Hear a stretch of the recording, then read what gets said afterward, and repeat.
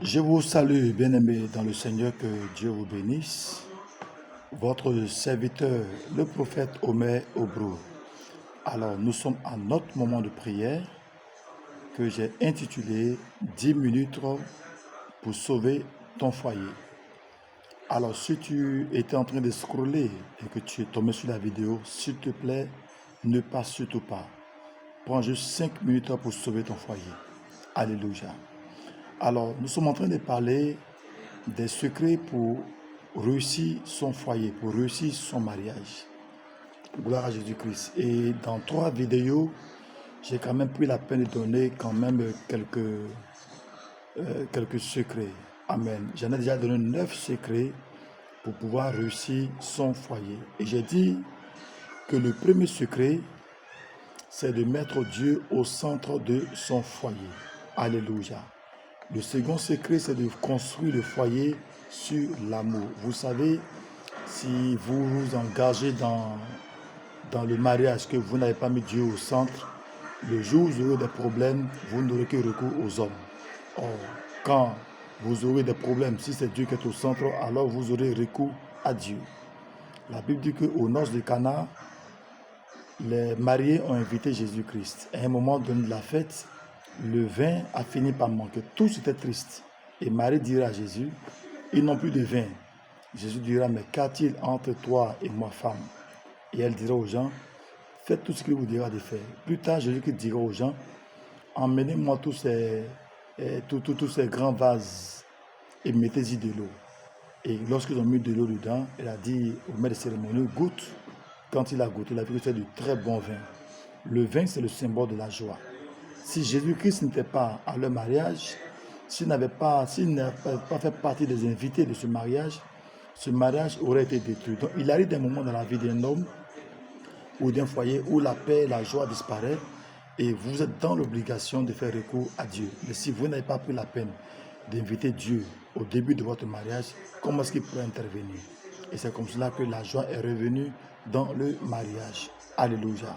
Donc vous devez également construire le foyer sur l'amour et pas sur le matériel, pas sur la beauté parce que la personne a de l'argent et autres. Nous l'avons déjà expliqué longuement. Il faudrait que vous soyez sûr de vos sentiments. On ne se marie pas par pitié, par compassion, par reconnaissance. On se marie parce qu'on aime une personne. Alléluia. Vous devez également en troisième position pratiquer le respect mutuel. Respecte ta femme, elle te respectera. Respecte les parents de ta femme, ton mari, vice versa. Évitez de dire à votre femme, tu es trop grosse comme un éléphant. Évitez de lui dire, tu es trop maigre, regarde comment tu es. Je n'ai plus de désir, je n'éprouve plus de désir. Écoute-moi bien. Quand vous manquez de respect à votre conjointe ou à votre conjoint, vous finirez par souffrir tôt ou tard. Laissez-moi vous dire quelque chose. Un homme qui était avec une femme pendant longtemps et il avait toujours, il prenait tout le temps de la mépriser. Et un jour, alors chaque fois qu'il revenait, tu n'as pas préparé? Non, je n'ai pas préparé.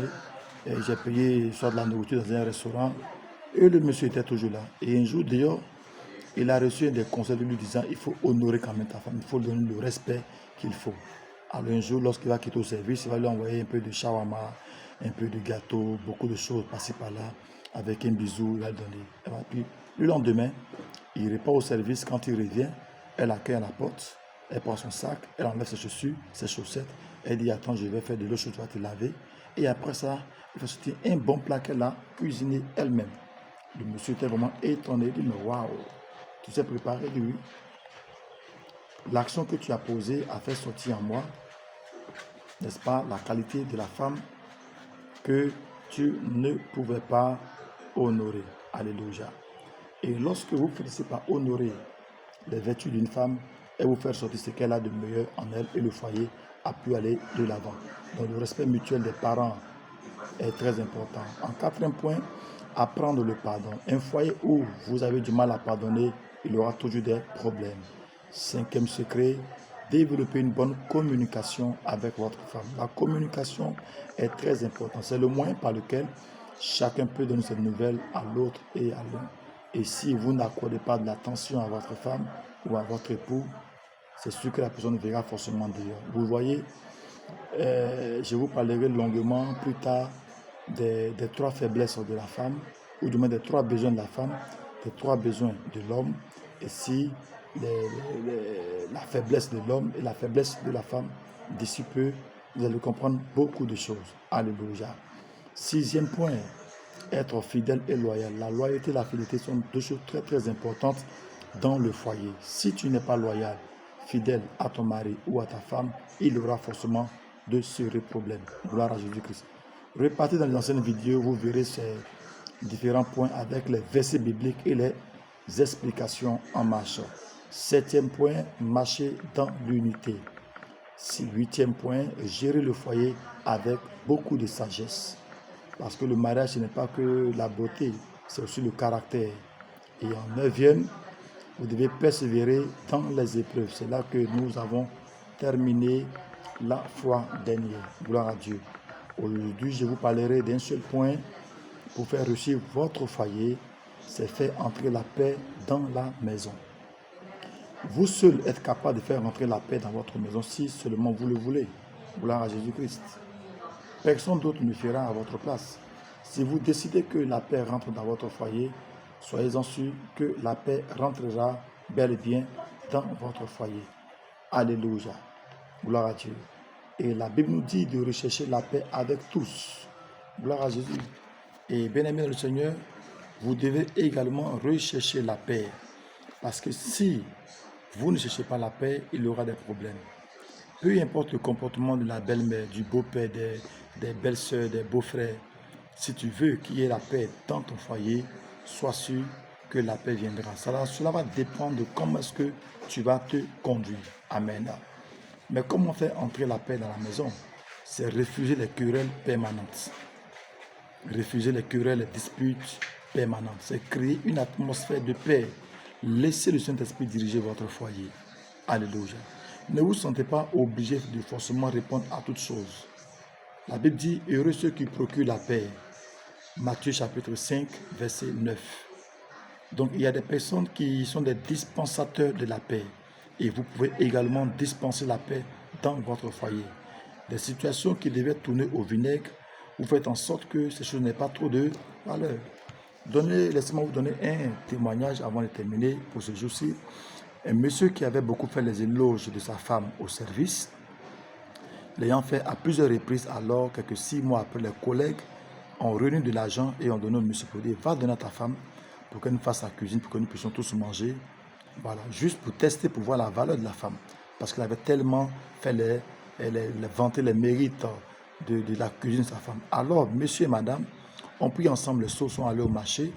Après le marché, madame a préparé avec tout son cœur, sauf qu'à un moment donné, dans la pression, elle avait mis une quantité de sel vraiment qu'on ne pouvait plus rien faire. Le monsieur a dit, chérie, c'est pas bien grave, dresse la table.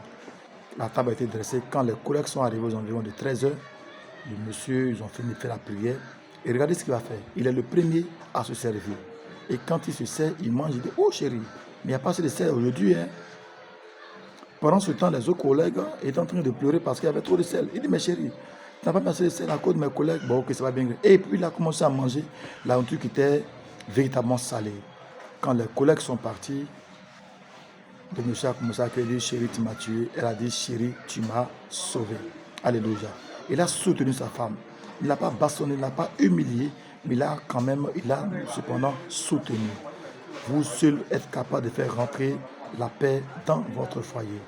Alors comprenez qu'un foyer réussi est un foyer qui est construit sur Dieu, un foyer bien aimé bâti sur l'amour, un foyer où le respect mutuel reste, le respect mutuel réside et où la paix, la tranquillité y est. Alléluia. Que Dieu vous bénisse et nous sommes à la prochaine heure pour un autre enseignement sur l'importance de la complicité dans le foyer. Votre serviteur, le prophète Omer Obrou, pour toute relation d'aide, vous pouvez nous joindre au numéro qui s'affiche au bas de l'écran. Amen. Soyez bénis et shalom chez vous. Merci beaucoup.